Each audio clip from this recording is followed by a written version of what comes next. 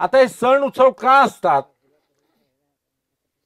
तुम्हाला मुद्दाम मला सांगायचं आहे, तुमची नातवंड विचारित असतील गणपती उत्सव का करायचा, दिवाळी का करायची. पुढची पिढी फार हुशार आहे आणि ती प्रश्न विचारते.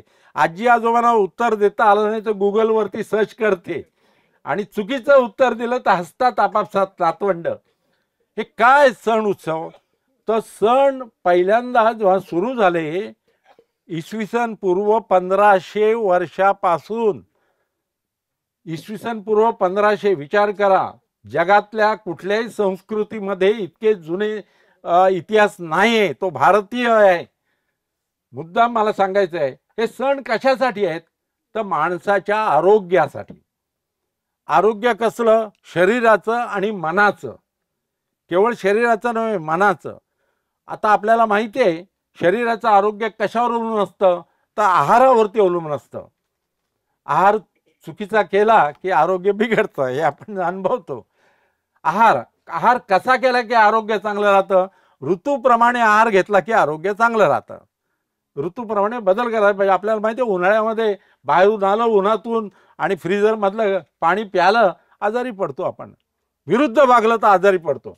डॉक्टरांकडे सुद्धा गर्दी कधी असते? ऋतू बदल झाला की गर्दी जास्त असते बघा. कारण ऋतूप्रमाणे बदल केला जात नाही, त्यामुळे गर्दी होते पेशंटची. तर ऋतूप्रमाणे आहार कसा घेतला जावा ऋषीमुनींनी त्या काळात विचार केला. पण ऋतू हे सूर्यावर अवलंबून आहेत आणि सण हे चंद्रावर अवलंबून आहेत. तर चांद्र सौर पद्धतीचा मेळ आपल्या भारतीय पंचांग दिनदर्शिकेमध्ये घातलेला आहे. त्याच्यासाठी नियम बनवला की मीन राशीत सूर्य असताना ज्या चांद्र महिन्याचा प्रारंभ होईल त्याला चैत्र म्हणायचं.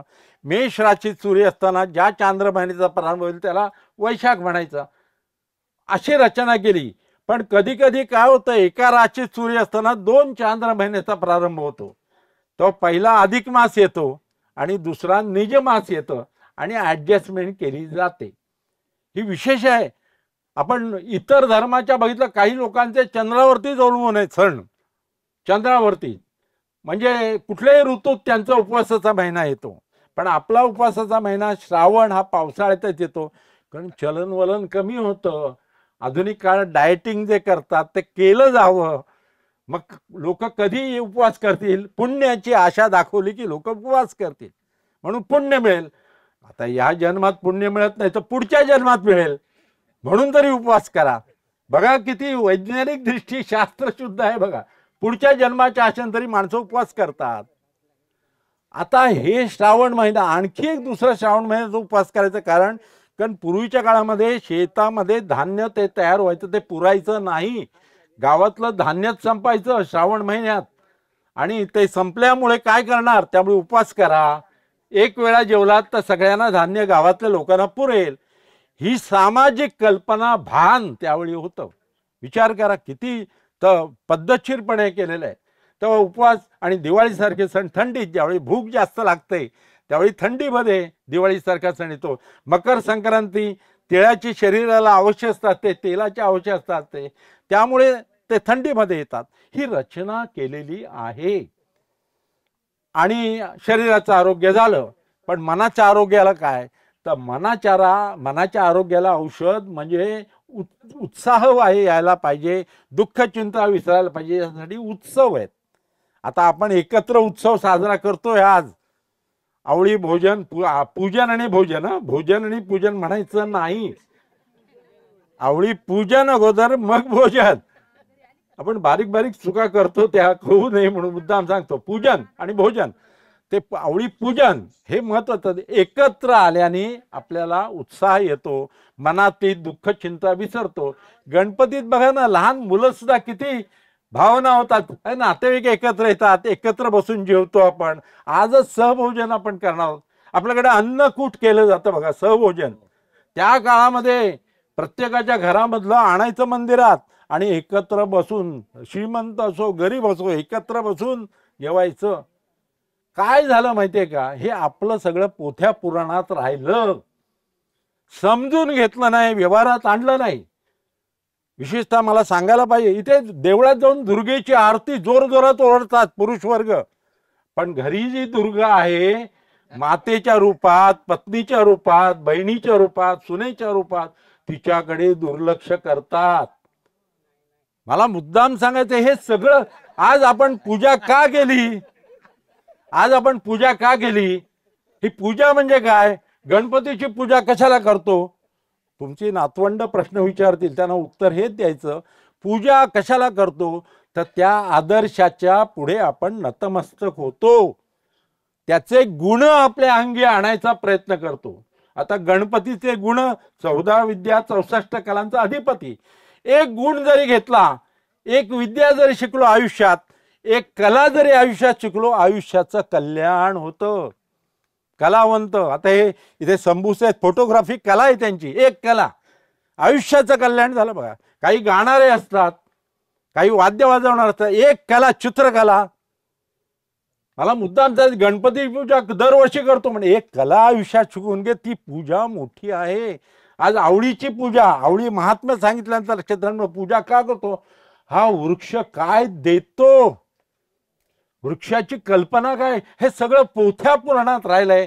ते या माध्यमातून आपल्यापर्यंत पोचावं हा उद्देश आहे. म्हणून जे आपले उत्सव आहेत ते मनाचं आरोग्य राखतात आणि सण आहेत हे शरीराचं आरोग्य राखतात आणि आपण आरोग्यमय होतो. किती वर्ष जगला यापेक्षा कसा जगला याला महत्व आहे. आयुष्य वाढतं, पण ते सुसंस्कारित आयुष्य जगावं आणि त्यासाठी या गृहस्थांनी आपल्याला माझ्यासमोर आणून बसवलेलं आहे. आता वृक्ष, खरं सांगतो मी, कधी कधी महाराष्ट्रातून बाहेर गेलो, तुम्ही गेला असाल साऊथ इंडियाला, केरळ लागल्यानंतर बघा किती झाडी दिसते.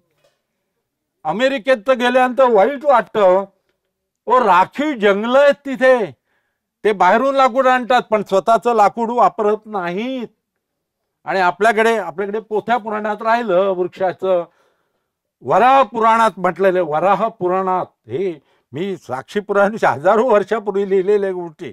यावत भूमंडलात थत्ते सशैल वनकाननम तावत तिष्ठन्ति मेदिन्याम संतती पुत्रपौत्रिकी.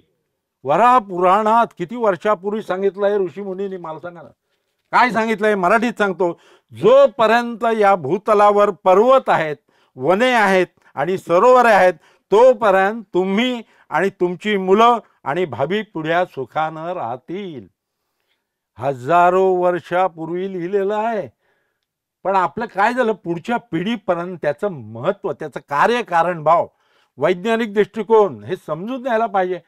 आज खरोखर मला इथे आल्यानंतर आनंद झाला आहे. तुम्हाला पण आश्चर्य वाटलं असेल, एवढं मंडप नाही, ऊन नाही लागत आहे, पंख्याची जरूर नाही, एसीची जरूर नाही. मला सांगा ना, इतकं सुंदर वन, आवळी वनात आणलेले, आवळी वृक्षाखाली नाही, आवळी वृक्षांखाली डॉक्टर सुधीरजी यांनी आणलेले आहे आपल्याला. आयुर्वेदाचा एक महामंत्र आहे. काय महामंत्र आहे? तुमच्या पुढे बोलायचं मला आयुर्वेदाचं म्हणजे मला भीती वाटते जरा, पण नास्ति मूलम अनौषधम, जिच्यामध्ये औषधी गुण नाहीत अशी एकही वनस्पती नाही. बघा, एकही वनस्पती अशी नाही जिच्यात औषधी गुण नाहीत.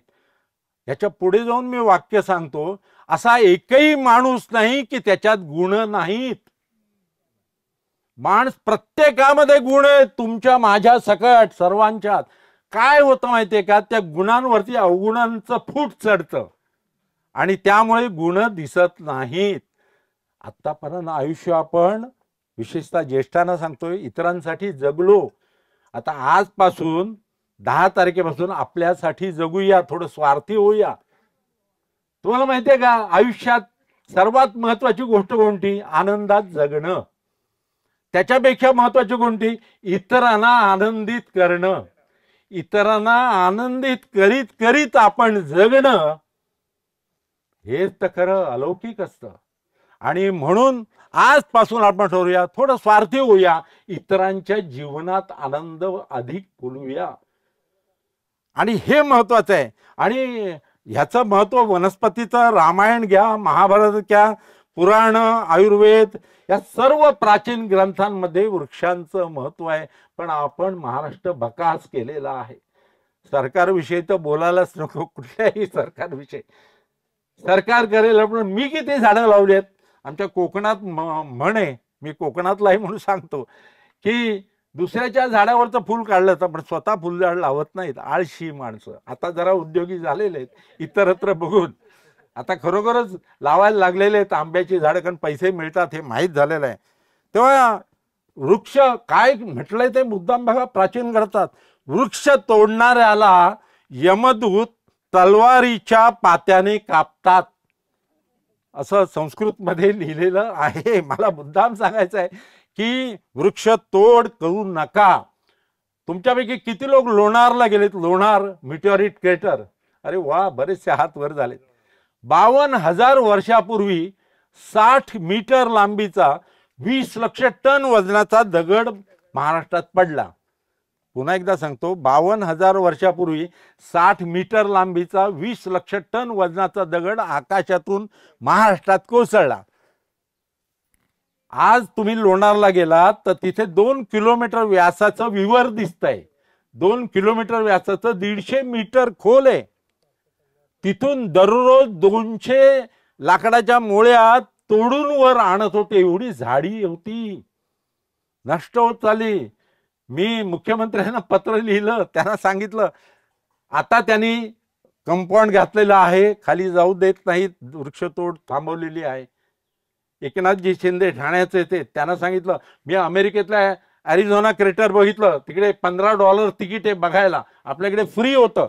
खालून लाकडं आणतात तोडून, बिब्याची झाडं आहेत, औषधी वनस्पती आहे, आतमध्ये माकडं आहेत, विवरात ससे आहेत, आतमध्ये मोर आहेत. खरं सांगू, मी 40 वेळा जाऊन आलो. आता तिथे सुधारणा होत आलेली आहे आणि ती महत्वाची आहे. तसं आपण कृतीत आणूया, वृक्षांची लागवड करायला पाहिजे, हे महत्वाचं. आता आणखी, अहो येषाम वरम जन्म सर्व प्राणी उपजीवनम, सर्वश्रेष्ठ जन्म वृक्षांचा आहे, असं आपल्या प्राचीन ग्रंथात सांगितलंय. जन्म आपल्यापेक्षा वृक्षांचा जन्म हा सर्वश्रेष्ठ आहे. का? तर ते सर्व प्राणी मात्रांवर उपकार करत असतात. आपल्याकडे सुभाषित आहेत, वृक्ष स्वतः पाणी पित, नदी स्वतः पाणी पित नाही, वृक्ष काही स्वतः फळ खात नाही. आपण लुबाडतो, लुटतो वृक्षांना, पण वृक्ष कधीही स्वतः इतरांना लुबाडत नाही. म्हणून सुभाषितकारांनी अहो येषाम वरम जन्म सर्व प्राणी उपजीवनम. आणखी एक महत्वाचं आहे, धन्या महिरुहा येभ्यो निराशाम यांती नरथिना. बघा, म्हणजे जवळ आलेल्यांना वने कधीही निराश करीत नाहीत, हे वृक्ष धन्य होत. आता आपण इथे वनामध्ये आलो आवळीच्या, आपल्याला ते निराश करत नाहीत, आवळीची फळं देत आहेत बघा. नुसती एक तुम्ही एक चक्कर मारली जेवल्यानंतर तर लक्षात घ्या, आवळीची फळं खाली दिलेली आहेत त्यांनी तुमच्यासाठी, वेचा, घरी घेऊन जा. पण मला मुद्दाम सांगायचं आहे की वृक्षाचं महत्व सांगताना प्राचीन ग्रंथात किती सांगितलेलं, हे सगळं पोथ्या पुराणात राहिलं, प्रत्यक्षात आपण विसरलो. हे खरं विद्यार्थ्यांना शाळेत सांगायला पाहिजे, पुढच्या पिढीला तरी. एको वृक्षा दशपुत्रो समो भवेत नमो वृक्षेभ्या. एक वृक्ष 10 पुत्रांच्या बरोबरीचा आहे, म्हणून त्या वृक्षाला माझा नमस्कार असो. 10 पुत्र, आजकाल हे वाक्य उच्चारण बरोबर दिसत नाही, 10 पुत्र नाही, पण मला कधी कधी डॉक्टर असं कधी कधी म्हणतो मी, एक आई 4 मुलांना सांभाळते, पण 4 मुलं एका आईला तिच्या वृद्धापकाळी सांभाळत नाही, ते दुर्दैवाने म्हणावं.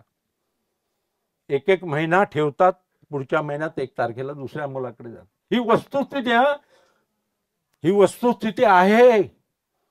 पण मला हे सांगायला पाहिजे की धन्या महिरुहा येभ्यो निराशाम याते नरथिना. जवळ आलेना वने कधीही निराश करीत नाहीत. मला कर्नाटकात जास्त वनं दिसतात, तुम्ही बघितलं असेल, रेल्वेने जाताना सुद्धा कर्नाटक, महाराष्ट्रात भकास दिसतं काही ठिकाणी. का भकास? मनुष्य लावत नाही झाडं, हे महत्वाचं.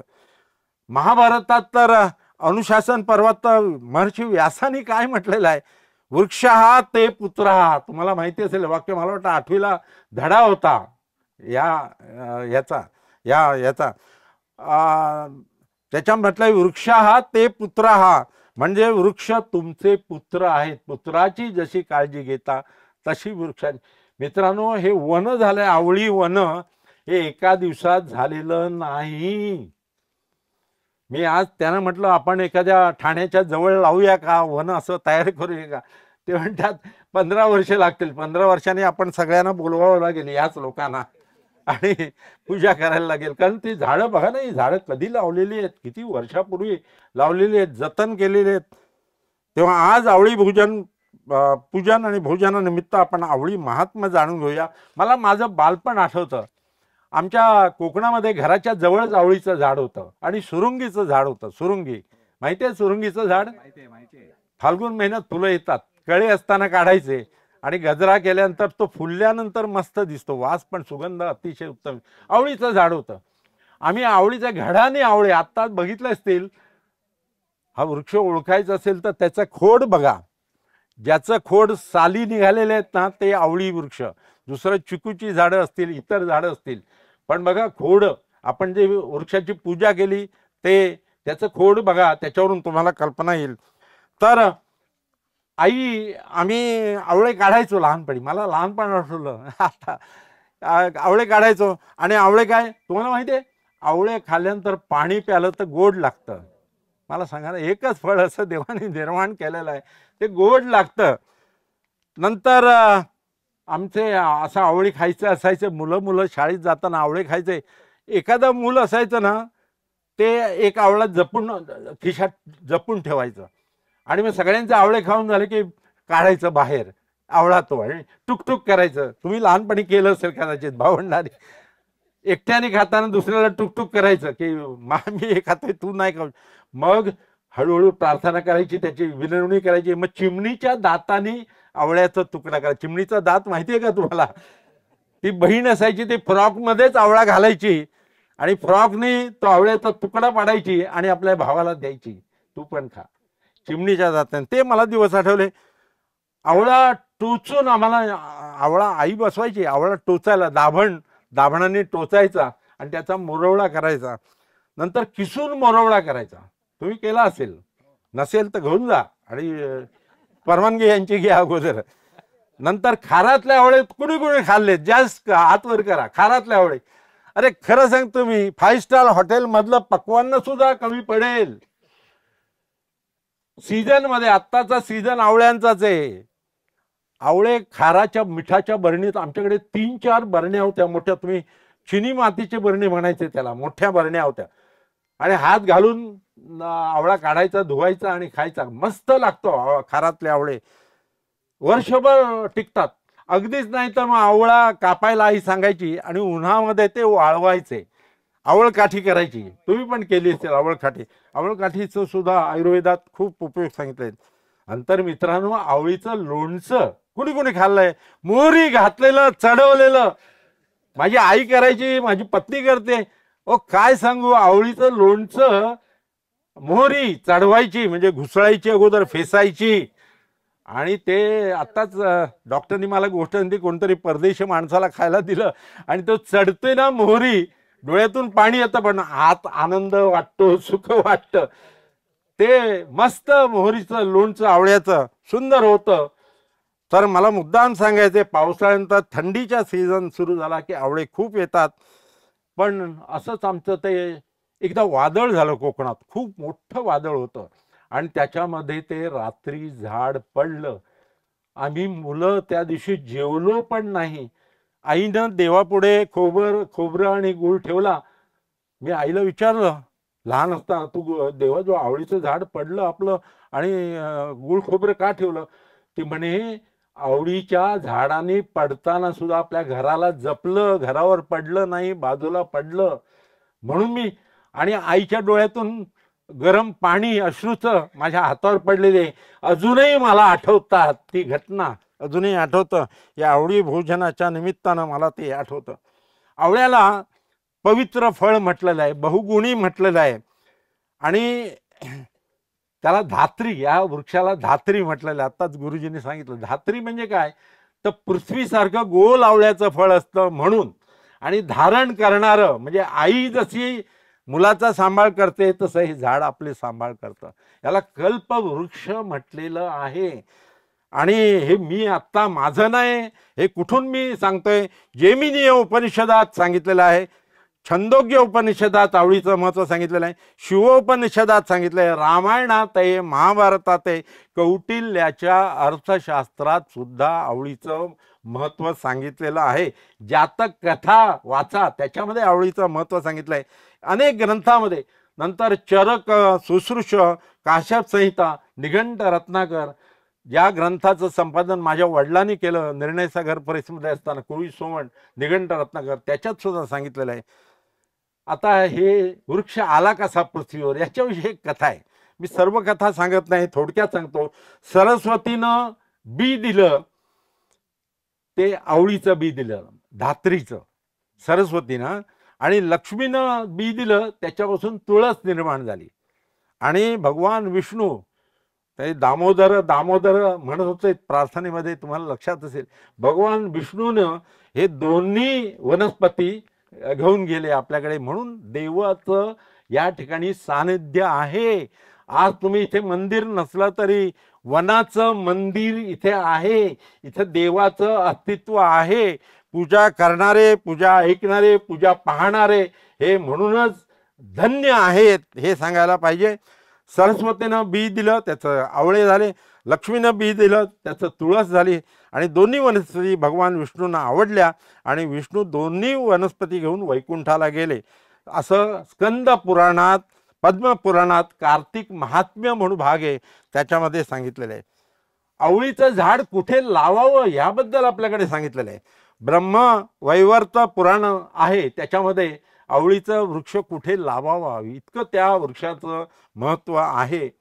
मला माहिती नाही ठाण्यात कुठे वृक्ष आहे की नाही आवळीचा. ठाण्यात जवळ आता शोध घ्यायला लागेल, लावायला सांगावं लागेल, आपल्याला नाही तर पुढच्या पिढ्यांना तरी त्याचं महत्त्व कळेल. आवळा हा अलक्ष्मीचा नाश करतो. अलक्ष्मी तुम्हाला माहिती आहे, समुद्र मंथनातून पहिल्यांदा अलक्ष्मी बाहेर आली, आणि तिने देवांना विचारलं मी कुठे राहू. तेव्हा देव म्हणाले जिथे अस्वच्छता आहे, जिथे अनिती आहे, जिथे अप्रामाणिकपणा आहे, जिथे भ्रष्टाचार आहे, जिथे घाण आहे, तिथे तू राहा, असं अलक्ष्मीला सांगितलं. नंतर लक्ष्मी बाहेर आली. लक्ष्मीने विचारलं मी कुठे राहू. जिथे स्वच्छता आहे, जिथे प्रामाणिकपणा आहे, जिथे उद्योगशीलता आहे, जिथे सत्यवचने आहेत, तिथे तू राहा, असं देवाने सांगितलं. लक्ष्मी तिथे असते.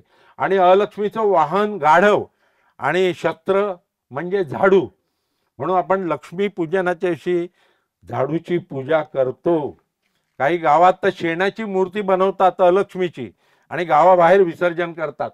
अलक्ष्मी कुणालाही नको असते, दारिद्र्य कुणालाही नको असते, अनिती कुणालाही नको असते, आणि लक्ष्मी प्रत्येकाला पाहिजे असते. एकदा काय झालं, लक्ष्मी आणि अलक्ष्मी एका ऋषीकडे गेल्या, आणि ऋषीने सांगितलं आमच्यापैकी सुंदर कोण दिसतं सांगा ना. आता ऋषी मुनीच ते कसं सांगणार, तर त्यांनी कल्पना केली. त्यांनी सांगितलं ज्या समोर झाड आहे त्या झाडाला हात लावून दोघी जणी या, म्हणजे सुंदर कोण दिसते मी ते सांगतो. अलक्ष्मी आणि लक्ष्मी लगेच दोन्ही धावत गेल्या, झाडाला हात लावून परत आल्या. सांगा सांगा गुरुवर्य, आमच्यापैकी सुंदर कोण दिसतं. अलक्ष्मीला ऋषी म्हणाले तू जेव्हा जात होतीस ना आश्रमातून तेव्हा तू सुंदर दिसलीस, आणि लक्ष्मीला म्हणाले तू जेव्हा येत होतीस तेव्हा तू सुंदर दिसलीस. आपल्या घरात सुद्धा दारिद्र्य जात आनंद असतो, आणि लक्ष्मी जेव्हा येते तेव्हा आनंद असतो. हे सगळं पुन्हा एकदा सांगतो, पोथ्या पुराणात राहिलं. घरची जी गृहलक्ष्मी असते तिच्याकडे दुर्लक्ष केलं जातं. ती महालक्ष्मी आहे. घरच्या महिलेला आर्थिक व्यवहार करता यायला पाहिजेत. ती महासरस्वती आहे.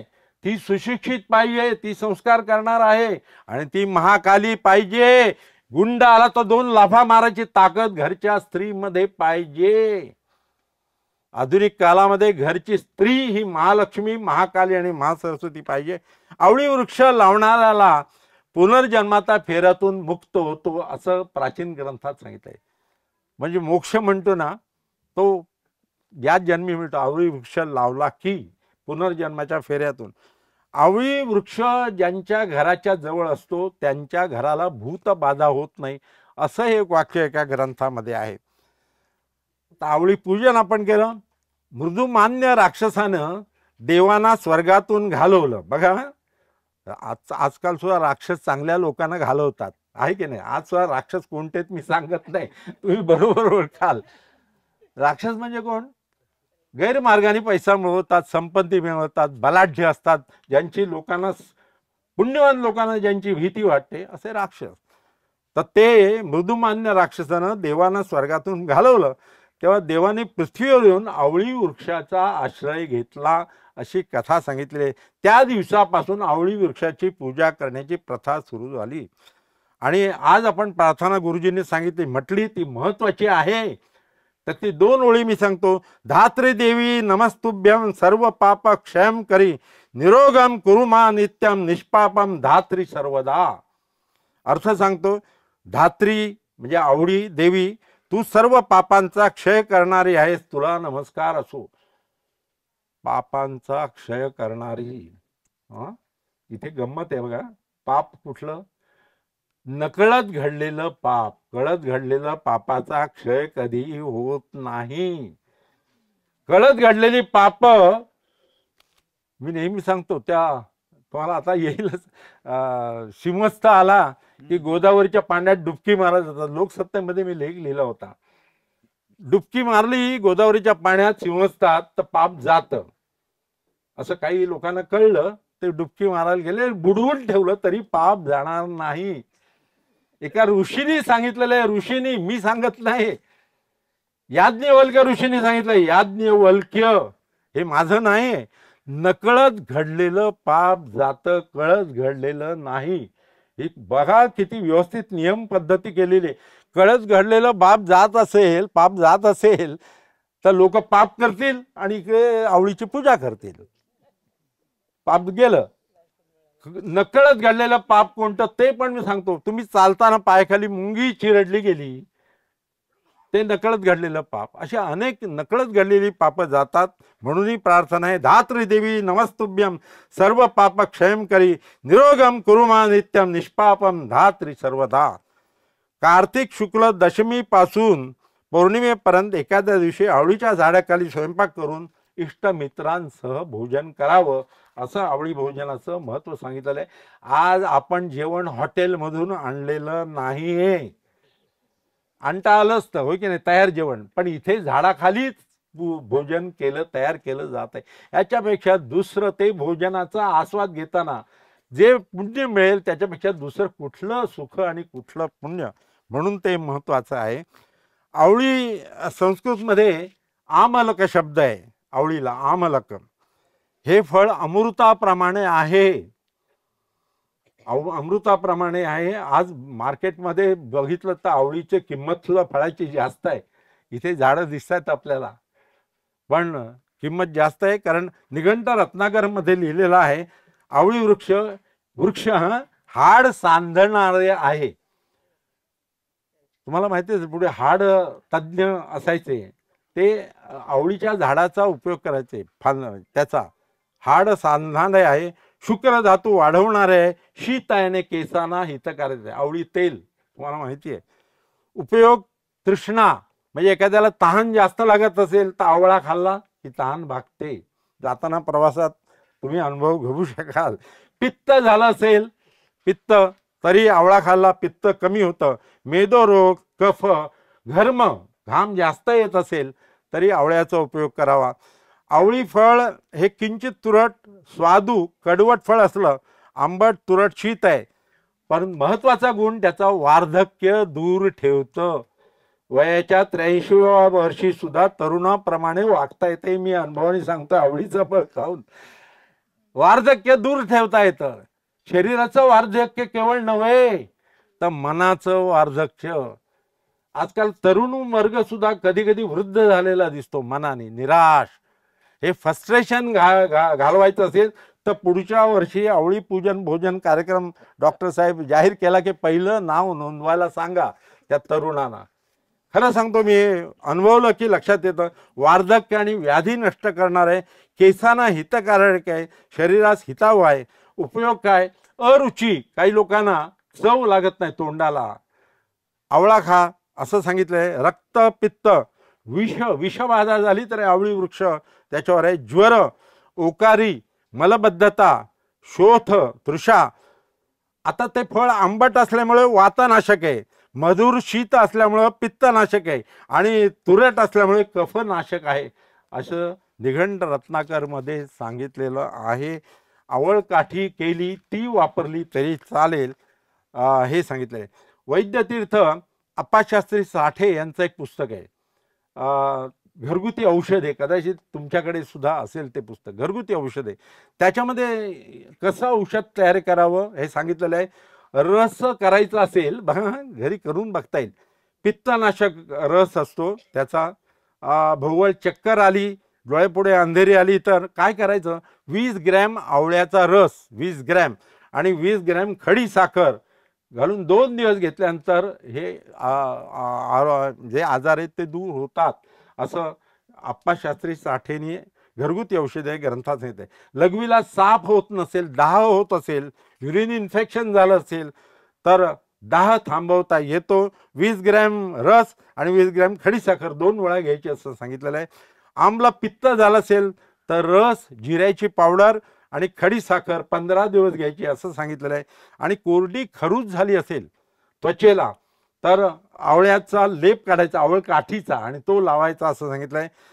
तेल करायचं असेल तर सोपं युक्ती आहे, घरी बाजारातून तेल आणायची जरूर नाही. 1 लिटर आवळीचा रस काढायचा, त्यात तितकंच खोबरेल तेल, शुद्ध खोबरेल तेल मिक्स करायचं आणि उकळवायचं.